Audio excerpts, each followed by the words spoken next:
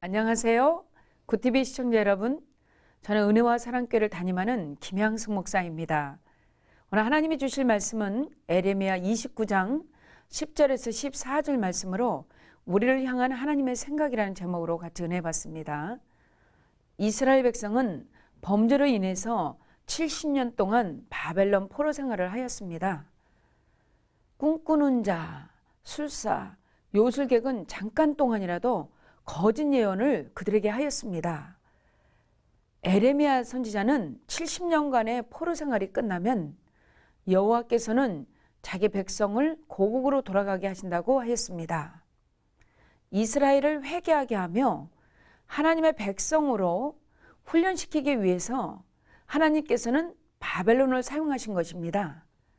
포로 생활의 고통 속에서 이스라엘 백성들을 향한 하나님의 생각을 살피길 바랍니다. 11절에 보면 나 여호와가 말하노라. 너희를 향한 나의 생각을 내가 안 하니 재앙이 아니요 곧 평안이요 너희 장래의 소망은 미래와 희망이라고 말합니다.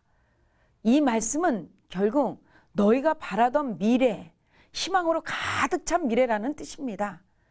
70년이 되는 포로 생활을 지탱시켜 준 것은 바로 회복의 소망입니다.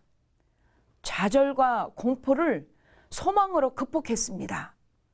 하나님께서는 이스라엘이 현재 당하는 고난이 영원히 멸망당하는 것이 아니라 궁극적으로 평안과 소망을 주기 위한 가정이라고 말씀하십니다. 하나님 말씀이 소망이었습니다. 소망 없는 악인은 엎드러질 수밖에 없지만 의인은 하나님의 말씀을 붙잡음으로 소망을 가지게 됩니다. 하나님은 성도들에게 소망을 주십니다. 하나님은 절망이 아닌 소망의 삶을 살아야 한다고 말합니다. 하나님은 오늘도 우리에게 소망을 주십니다. 그러나 마귀는 불안과 낙심을 주지만 하나님은 평안과 소망을 주십니다. 우리는 하나님을 바라봅시다.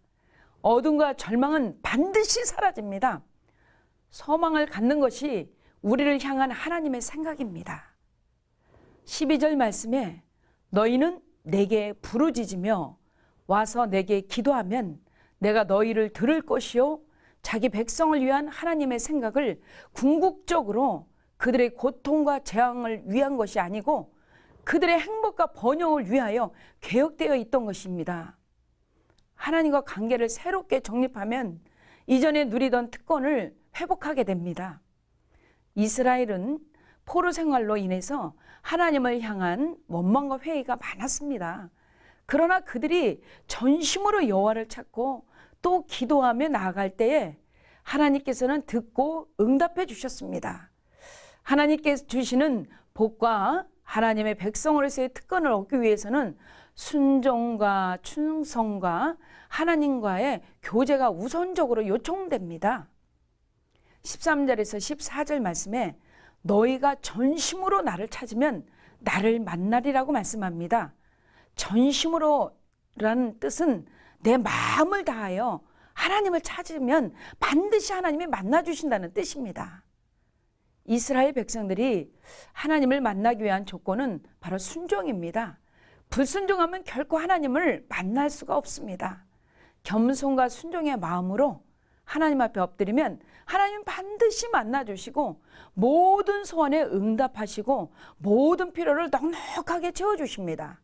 하나님 만나는 것이 최고의 복이고 행복입니다. 미국의 폭스사가 신문 판매직 사원을 모집합니다. 는 광고를 내서 지원자들이 무려 1,500명이나 몰려왔습니다.